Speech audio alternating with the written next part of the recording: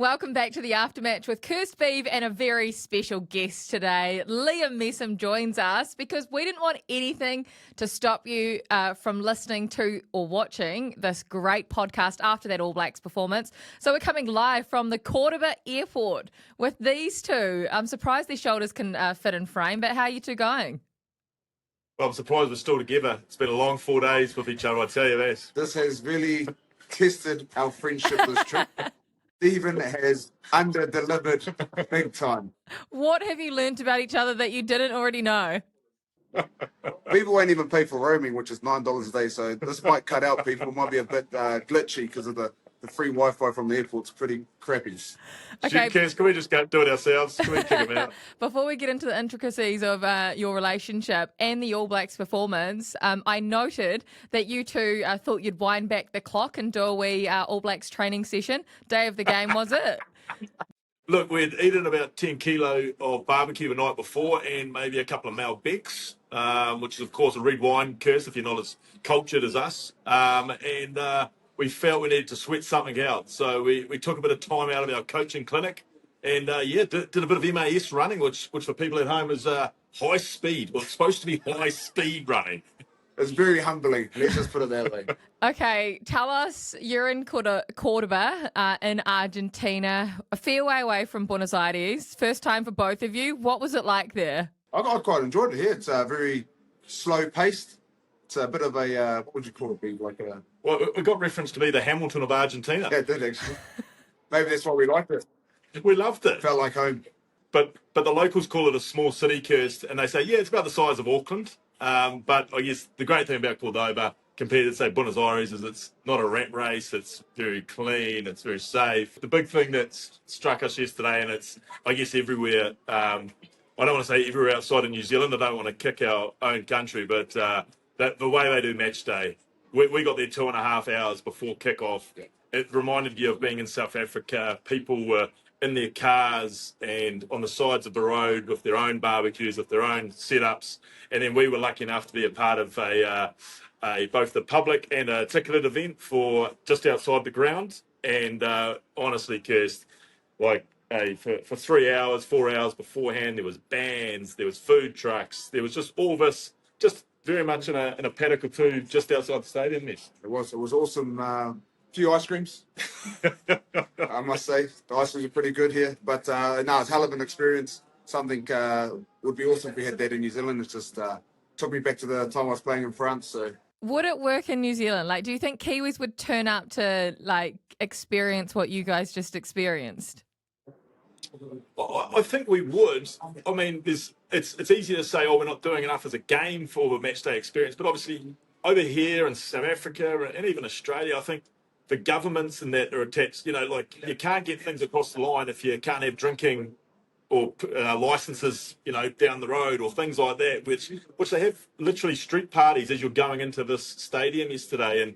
And you see it in South Africa all the time. And, England, Twickenham, out the back of Twickenham, just a big party beforehand. So it's just, it's not just the rugby union you'd have to get on board. It's local government council and all the rest of it. But I think Kiwis would get into it. I mean, yes, apart from being very cold by the time kickoff came, it was a beautiful day, so that helps as far as the festivities. But, I'm sure not many Kiwis wouldn't have enjoyed yesterday as far as... I think they loved it. There was a few, 50-odd Kiwis on the travel that were there, and they were absolutely loving it. Maybe in New Zealand we could do, instead of barbecues, we could do hangies. Steamed hangies along the road. Yeah, and if there was any barbecues, I don't think that would be quite the... We'll get some Webbers. Yeah, and just have a whole lot of pre-cooked sausages, Kirst, and just run sausage sizzles everywhere, But I think Kiwis would certainly enjoy the aspect of, there was live music, there was obviously drinking and celebrating before the kickoff. It's such an atmosphere. There was also other rugby sort of activation games for kids. For kids, yep. So it was a hell of an experience.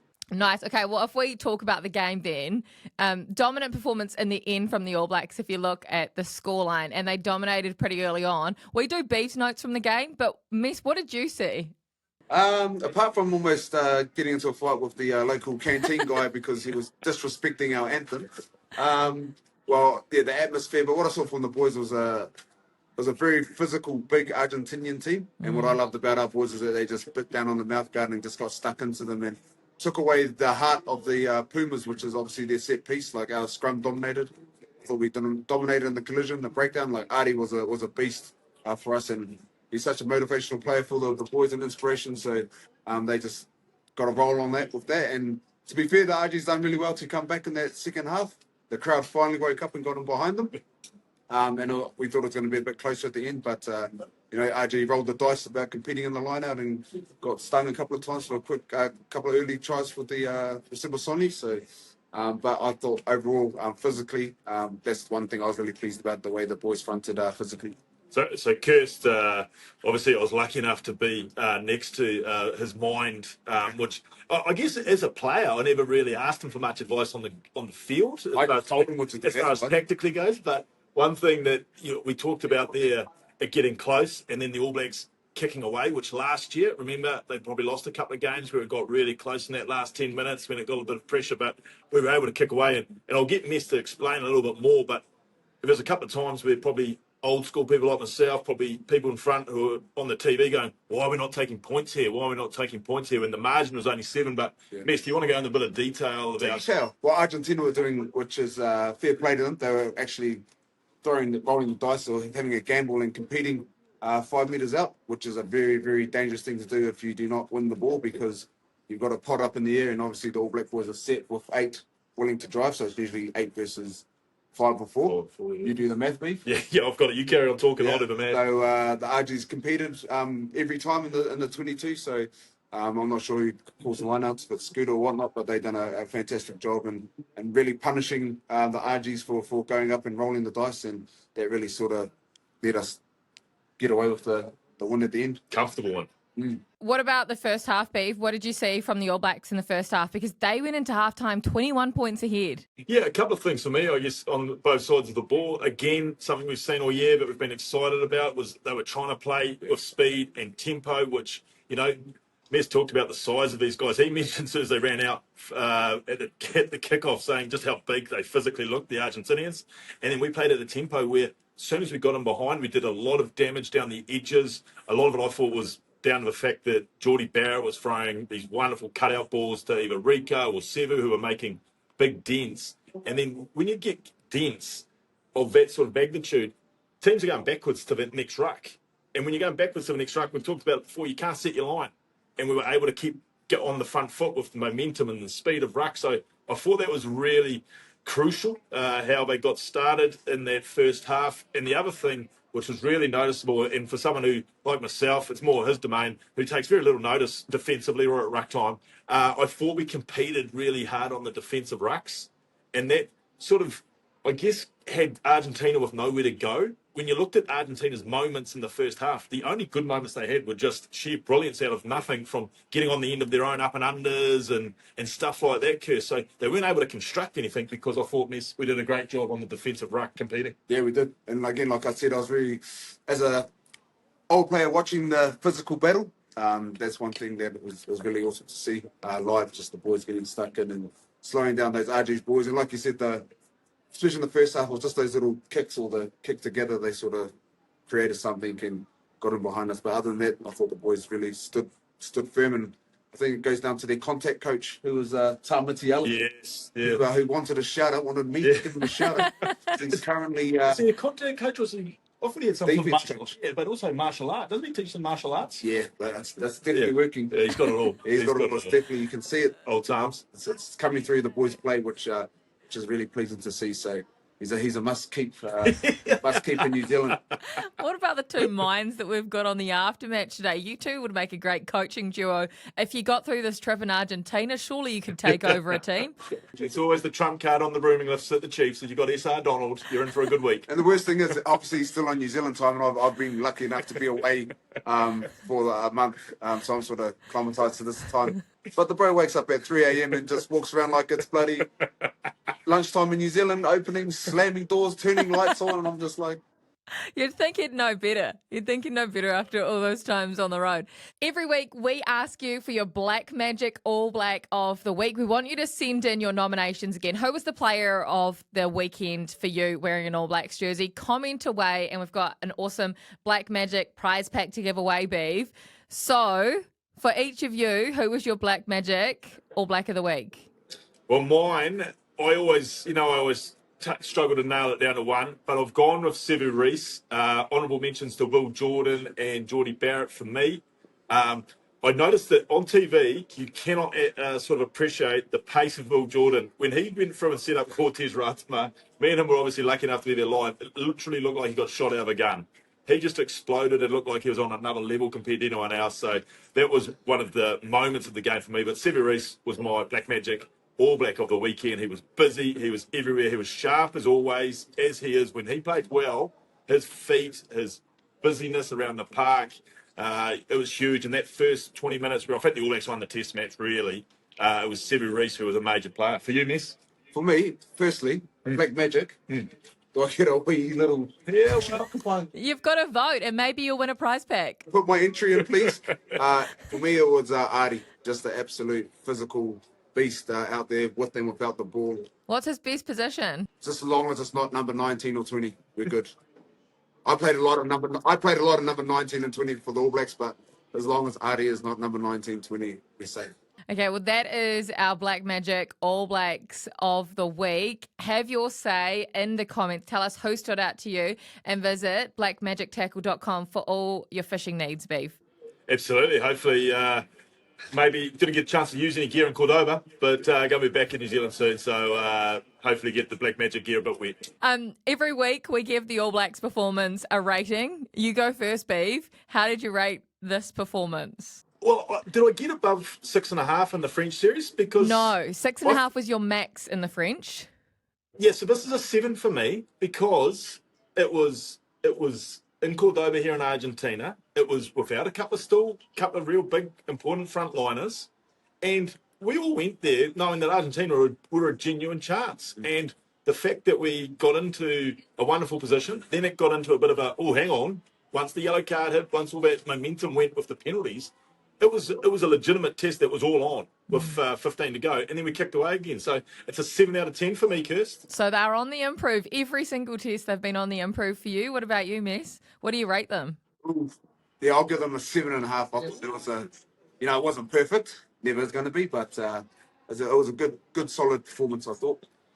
Kirst, while we're talking ratings, I reckon, and we love a big call here. It's absolute clickbait heaven. But I reckon, I know they've had some wonderful 10s in this country, Condaponi, Wallabies and the likes, and they always talk about Porta historically as the greatest Argentinian 10. I reckon we might have seen a superstar for the first time yesterday in the La Puma number 10 jersey. He was mightily impressive. Albinos, first test match against the All Blacks, first starting test match against the All Blacks. What did you see? Oh, well, I mean, first of all, I think it was there for all to see, his kicking game. His kicking game was absolutely outstanding, both long, both to retrieve.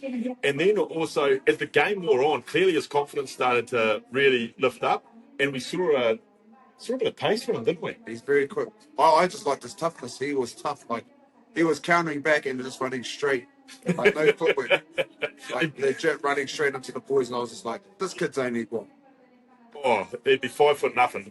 He's not a big Who's man. this into him? I mean, you've been saying Finn Russell's the best 10 on the planet. This could get there. Yeah, I think we talked to, obviously we've been with Argentinian people there the entire time. And, come that World Cup in 27, I think He'll be the starter. he'll be the starter, but he'll be someone that all of a sudden, as Argentina got the ability to go from, very competitive, always going to be there at the knockout stages, but possibly can't win the thing, to maybe having the ability now with someone like that, could they take the next step? Who knows? Wow. Okay, we'll clip that one up, Beav. That'll be a ratings bonanza. Just like when you went through the 13 tests for the All Blacks this year and you banked 13 from 13 at the start of the season, you thought maybe they could slip up once, maybe. But really you thought they were going to go through the season unbeaten and climb up to number 1 in the world. They've done that, Beav. By Monday, they will be, or today, they are number 1 in the world. You called it. Yeah, if only we could just stop the season now, and the aftermatch credibility has gone through the roof after so many people were offended by the URC comments. But no, it's wonderful. It's 4 years, Kirst, since we've been number 1 in the world. Phenomenal. On fantasy, are you playing fantasy, Miss? No, I don't have time for that. I have a real job. He does have time. So unfortunately, I don't have time to sit on my phone and scroll. So, Hold sorry, on, when you sorry, say real Kirst. job, do you mean coaching? Sorry. Yes, yeah. He still doesn't realise that working in rugby is not the real world. And secondly, 8 to 5, secondly, Monday to Friday. Secondly, Kirsty mentioned that I'm waking up at 3 or 4 in the morning. He's been walking around telling people that if he doesn't get 9 hours sleep in a night, then he can't function. I think he could probably have 8.5 hours to allow himself some time to play fantasy, don't you? I think 7 hours is the optimum, isn't it? And he's a father too. How he gets 9 hours sleep a night, I have no idea. How you only survive off 2, though, Beav, is remarkable. On fantasy, here's an update for all of you that are playing along with us on fantasy. Beav's got his own page. So, Beav, where are you sitting in the standings? I'm 25th in Out the. of- I've got about Out of 300 odd. Yeah, so I'm 25th on our one. I was pretty proud of some of my gambles. Tell me, who are the gambles that paid off? Who got big numbers for you? Because on the aftermatch, we had Harry Wilson, who got the most points of anyone. I had Sevu Reece. I had Wright as my captain. How many points did Wright get as captain? Just under 200. Holy moly. I actually ran into Sevu outside of the stadium after the game and just said thank you for giving a bit of impetus to my fantasy side. Can I ask how many points Anton Leonard-Brown got? He would have got minus points for that. Minus 10, I think it is, when you get sent off. And he was only on the field for how long? A few minutes. Well, Kirst, I was quite chipper about my fantasy team at half time because obviously Sevu had got a try off and I had Cortez as well. And then I jumped on my team and I saw that because I guess I filled in some cheaper options and I had the Argentinian prop that got Simbin, didn't I? So he cost me a little bit. He would have done. I had a look at who is top of our fantasy. Green Knights is the name. It was a big start for Green Knights. So he is the person to beat in the Aftermatch League. You can join us just by searching up Rugby Championship Fantasy. Not too late. Jump on, join the Aftermatches League, and make sure that you like and subscribe on our YouTube channel, on our Instagram, TikTok, everywhere you get your podcast from. We're going to drop a couple of different podcasts this week. We're going to get stuck into South Africa. Not right now, but we will do a South African podcast because just quickly, when you saw and heard that result, what was your instant reactions? They've gone to Johannesburg and all week they've been getting told that no Aussie team's gone there for 60 years. They've been told for the last 5 years or 10 years that they're not a great Wallabies team. And then to get smacked between the face with 22 points in the first 20, you're starting to think, oh, well, you're gonna capitulate here. But somehow they found a way. And obviously Russ in the press conference said his own team capitulated. That's a nice way of putting it. It was dog shit. Dog shit is the word, yeah. That's what we need in press conferences. More references to dog shit. Thank you guys so much for joining us. This is the Aftermatch with Kirst, Beav, and special guest Liam Messam, who's had to put up with Beav for the entire week, so he deserves a medal for that. Hopefully they make it to the gate on time. Can I ask one question though? Who do I invoice? Beaver. He's a liability already, so it's coming straight to you, Kirst. Thanks for joining us. Make sure you like and subscribe on all of our channels on the Aftermatch because more podcasts are coming out this week.